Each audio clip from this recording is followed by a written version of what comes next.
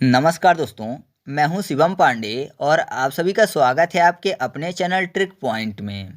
दोस्तों, आज हम लोग बात करने वाले हैं कि कौन सा विदेशी यात्री किसके शासनकाल में भारत आया था।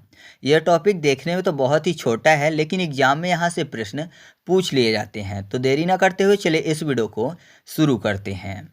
सबसे पहले हम लोग बात कर लेते हैं टॉमस रो की, जो कि जहांगीर के शासनकाल में भारत आया था। तो टॉमस रो में याद करने के लिए कर लेते हैं मस को मत और रो, यानी शब्द लिखा हुआ है कि मत रो।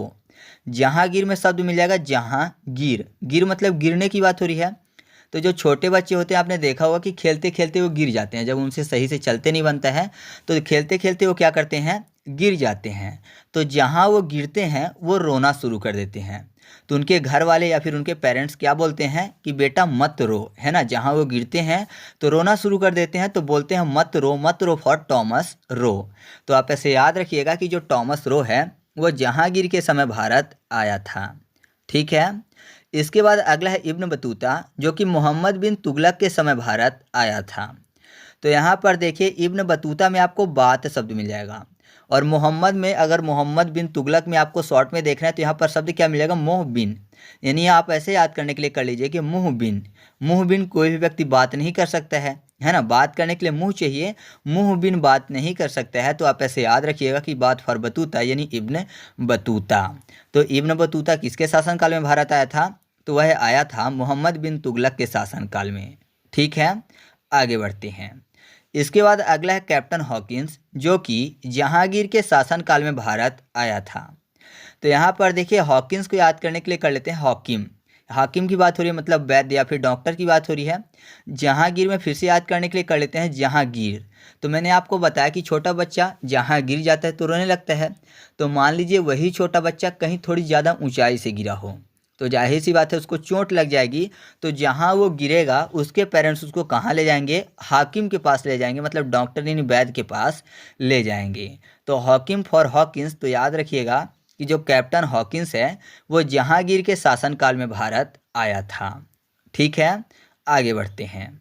इसके बाद अगला है डाइमेक्स, जो कि बिंदुसार के शासनकाल में भारत आया था। तो बिंदुसार में आपको शब्द मिल जाएगा बिन दू, यानी बिना दो की बात। डाइमेक्स को याद करने के लिए कर लेते हैं मिक्स। मिक्स करने की बात तो आपको पता है, मिक्स करने के लिए कम से कम दो चीज़ें चाहिए। जब तक दो चीज़ें नहीं रहेंगी तो उनको मिक्स नहीं किया जा सकता है ना। मिक्स नहीं कहलाएगा जब तक दो चीज़ें नहीं होंगी। तो कम से कम दो चीज़ें चाहिए, बिना दो चीज़ों के मिक्स नहीं कहलाएगा। तो बिना दो फॉर बिंदु यानी बिंदु सार। तो याद रखिएगा कि जो डाइमेक्स है वो बिंदुसार के शासनकाल में भारत आया था। ठीक है। इसके बाद अगला है डायनोसियस, जो कि अशोक के शासनकाल में भारत आया था। तो डायनोसियस में आपको शब्द मिल जाएगा डायन। डायन मतलब भूत पिशाच चुड़ैल डायन, इनकी बात हो रही है। और अशोक में आपको शब्द मिल जाएगा शौक। तो जाहिर सी बात है, अगर कोई किसी डायन को देख ले तो उसको शौक लग जाएगा, है ना। डायन को अगर कोई देख ले तो जाहिर सी बात है उसको शौक लग जाएगा। तो याद रखिएगा आप ऐसे कि डायनोसियस जो है वो अशोक के शासनकाल में भारत आया था। या फिर आपको पता है कि कलिंग युद्ध में जब भीषण नरसंहार हुआ था तो अशोक को दया आ गई थी और फिर उसने क्या किया था, बौद्ध धर्म को अपना लिया था। तो आप कमेंट करके बताइएगा कि बौद्ध धर्म अपनाने से पहले अशोक किस धर्म का अनुयायी था। ठीक है, आगे बढ़ते हैं। इसके बाद हम लोग बात कर लेते हैं मेगास्थनीज की, जो कि चंद्रगुप्त मौर्य के समय भारत आया था। तो यहाँ पर देखिए, चंद्रगुप्त मौर्य शब्द लिखा हुआ है, मतलब चांद में कुछ गुप्त है। और आपको पता है कि जो चांद होता है ना, तो धरती से उसका अधिकतम जो 59% भाग है वही देखा जाता है। मतलब अगर आप धरती से देखते हैं तो आप केवल चांद का 59% ही देख पाते हैं, कभी 100% नहीं देख पाते हैं। तो आप ऐसा बोल सकते हैं कि चांद का जो मेगा स्थान है, मेगा मतलब बड़ा होता है, तो जो बड़ा स्थान है वो हमको दिखाई नहीं देता है। वो कैसा है, गुप्त है, मतलब छिपा हुआ है, क्योंकि 59% ही दिखता है। बाकी 41% जो है वो बड़ा स्थान यानी मेगा स्थान जो चांद का है वो गुप्त है, हमको दिखाई नहीं देता। तो आप ऐसे याद रखिएगा कि मेगास्थनीज जो है वो चंद्रगुप्त मौर्य के समय भारत आया था। ठीक है, आगे बढ़ते हैं। इसके बाद हम लोग बात कर लेते हैं फाहियान की। जो फाहियान है वो विक्रमादित्य यानी चंद्रगुप्त द्वितीय के समय भारत आया था। तो यहाँ पर देखिए फाहयान में आपको शब्द मिल जाएगा यान, और विक्रमादित्य को याद करने के लिए कर लेते हैं परिक्रमा। तो आपको पता है अगर पृथ्वी की परिक्रमा लगानी हो तो जाहिर सी बात है कि सबसे तेज परिक्रमा किससे लगेगी, यान से लगेगी। तो आप ऐसे याद रखिएगा कि जो फाहयान है वो विक्रमादित्य यानी चंद्रगुप्त द्वितीय के समय भारत आया था। ठीक है। इसके बाद अगला है मार्को पोलो, जो कि कयाल यानी जो पांड्य राजा थे उनके समय भारत आया था। तो यहाँ पर देखिए मार्को पोलो में आपको शब्द मिल जाएगा माँ को पालो, यानी माँ को पालने की बात हो रही है। तो जाहिर सी बात है पालना मतलब माँ का ख्याल रखना, ख्याल फॉर कयाल। तो आप ऐसे याद रखिएगा कि मार्को पोलो जो है वो किसके समय भारत आए थे, कयाल जो थे उनके समय भारत आए थे। कयाल जो कि एक पांड्य राजा थे। पांड्य राजा अगर आपको याद रखना है तो पांडव याद रखिएगा कि जो पांडव थे वो अपनी माँ का ख्याल रखते थे। ठीक है, आगे बढ़ते हैं। इसके बाद हम लोग बात कर लेते हैं हेन सांग की, जो कि हर्षवर्धन के समय भारत आया था।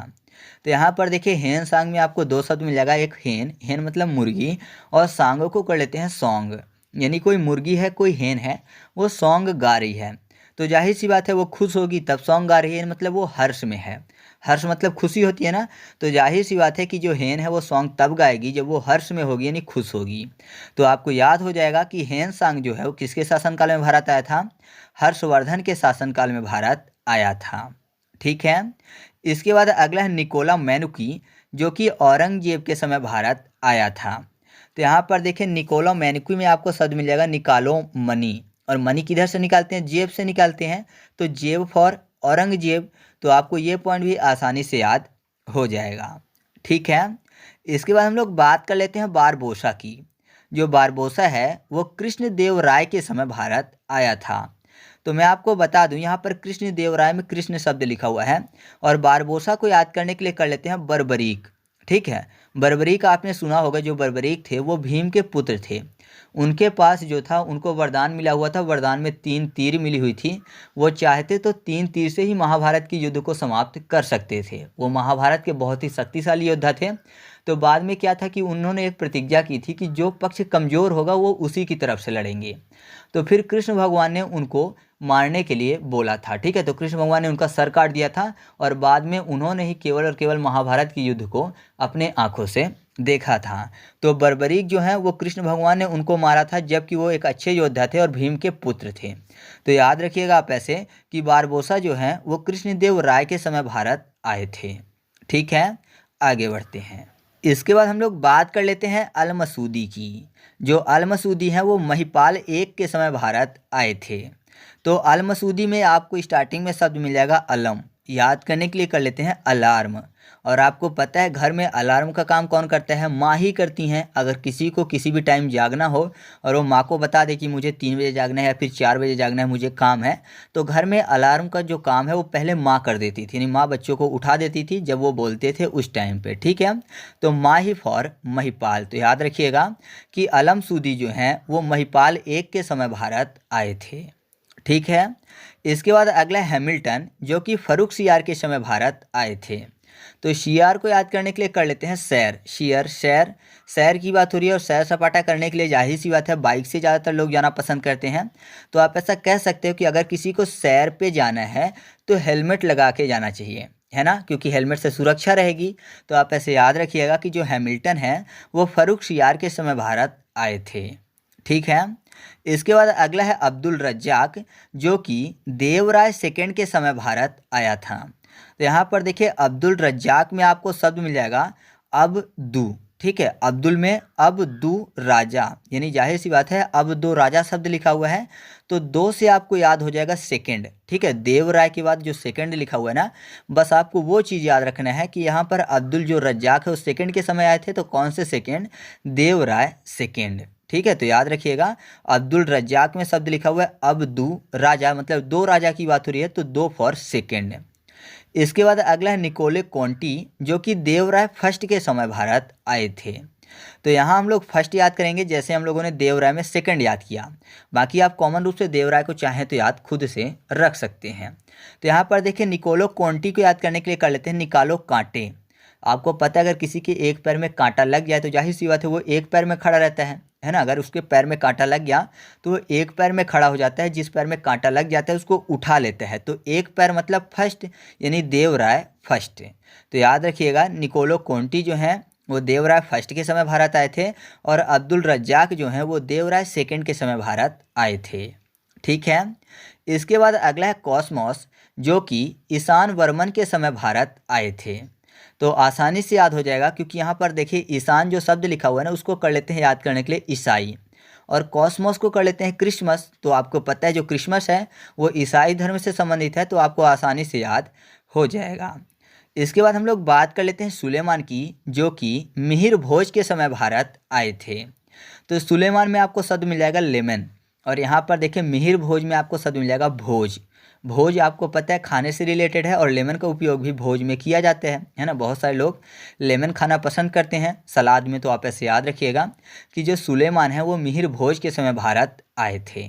ठीक है। इसके बाद अगला है हेलीपोंडिरस, जो कि भागभद्र के समय भारत आए थे।